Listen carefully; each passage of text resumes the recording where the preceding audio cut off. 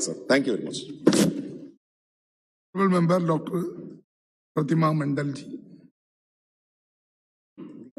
Sir, I rise to participate in the... Just a minute. Honorable members, those who want to give written speech may hand it over at the table of the House. Yes, please, ma'am. Sir, I rise to participate in the discussion on the demands for grants under the Ministry of Ports, Shipping and Waterways for 2022-23. Sir, India is strategically located on the world shipping route with a coastline of approximately 7,517 kilometers.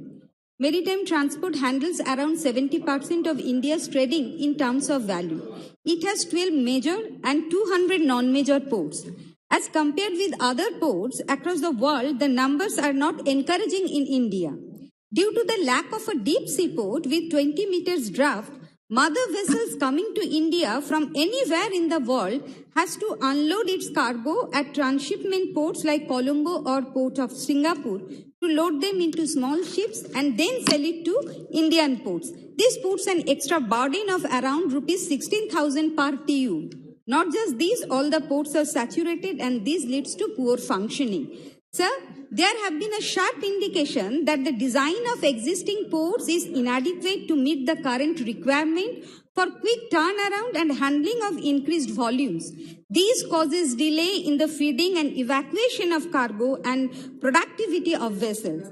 So there are around 14 institutions providing naval architecture degree to about 700 graduates per year in India, whereas the current country needs about 10 times more naval architecture and shipbuilding engineer per year. It is also predicted that there will be an 8% increase in the demand every year, with many of the students leaving India. The shortage of skilled architects will affect the industry. The intake capacity must be increased and women must be protected in the field. So instead of modernizing the ports, the government's 8 lakh crore Sagarmala project is causing some irreversible damage. Environmental effects on the coast with issues like coastal erosion as well as severe problems of degradation are being noticed. So governments are projecting or highlighting about the Sagarmala project, but the drawback should not be overlooked. Sir, around 352 ports had been identified to be implemented as major ports. A target of 3,200 million tons of ports capacity to handle 3,000 million tons of cargo was set to be reached by 2020. But in 2021, the total capacity stood at 2,562.85 MTPA. Not only this, the development of road network, electricity, and overall infrastructural development is also the need of the hour. The port productivity and efficiency also depend upon the quality and reliability of road and rail connectivity and adequate shortage and handling facilities. The lack of expressway connectivity between major ports as well as industrial clusters and high fuel cost make hinterland transportation inefficient and slow. Also, the container freight stations and business need to be organized efficiently through good management practice in space utilization. Sir, India has domestic industries which can produce some of the raw materials required in shipbuildings. Especially, India has competitive steel manufacturing, light engineering, and IT industries, which can offer the required products at economical cost. Thus, this should be boosted. Rather, the minister must highlight the government steps in this regard. Sir, in the 2020-21 budget, the Honorable Finance Minister had announced that by 2024, the ship recycling capacity of the country would be doubled. The minister had asked for a 60% raise in this year's budget in order to fulfill the aim, but the raise is negligible. Rather, the worrying thing is the fact that 48% of Alang's capacity remains unutilized. The main reason is non-compliance with environmental norms. Until and unless that is done, it will never get any ship enter from Europe, and at this rate, the target will never be reached. Sir, rupees 100 crore was allocated towards shipbuilding research.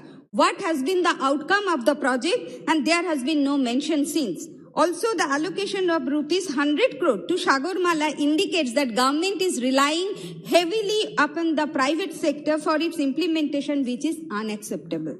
So, talking about the problem faced by the shipping industry, the ABG shipyard scam comes to the forefront.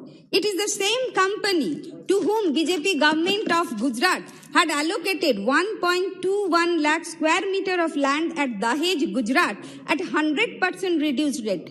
Despite the adverse report of CAG, the land was sold at 700 per square meter instead of rupees 1400. The company was caught in one of the highest scam, that is rupees 22,892 crore in 2016. But the FIR was lodged very recently in February of 2022. So why the delay? What is the current status of this case?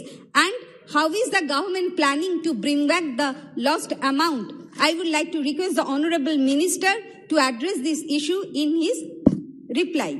Along with this problem, the current problem faced by the traders revolves around the ongoing war, as there have been sanctions on the Russian ports which are important to the Indian market. Not only that, huge number of obtaining containers are stuck in Russia, leading to a dearth of the same. Freight rates have gone high. Perishable items of export like fruits such as grapes are getting destroyed. In such a scenario, the traders as well as farmers are severely affected. I would like to request the Honorable Minister to look into the matter and also enlighten the House on the steps taken by the government to combat the effects of war on the shipping and its dependent industries. Over here, I would also like to ask the Honorable Minister whether 21 standard sailors near the Black Sea were rescued or no. This I say so because I didn't get any update regarding the same matter. So the shipping and port industry is plagued with regulatory and permission-related obstacles.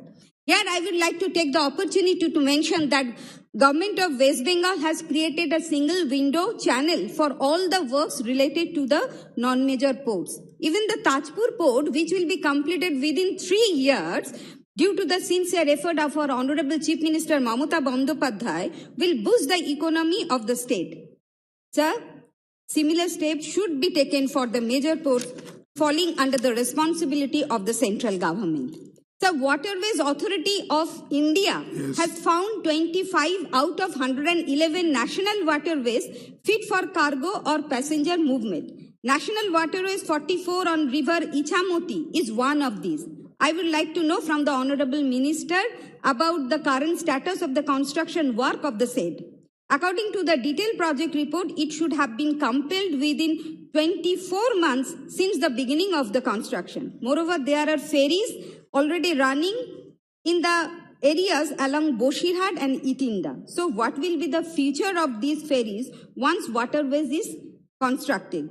And once the cargo transportation becomes operational, there is bound to be water pollution. How will that be taken care of? Sir, in 2020-21, share of major ports declined to 54%, while that of non-major ports increased to 46%. Yes. In the upcoming future, the major ports will be handling more cargo, and the government in its 2021 bill is centralizing the power even more. Need of the hour is to decentralize and give the state governments their due share of power for a better future. Sir, with this, I am concluding my speech, and with a thanks to the chair for allowing me to complete my speech, and I hope that Honorable Minister will address my questions which I have raised here. Thank you, sir. Honorable Member Sri Rao Sri Krishna ji. Thank you, sir. Thank you very much.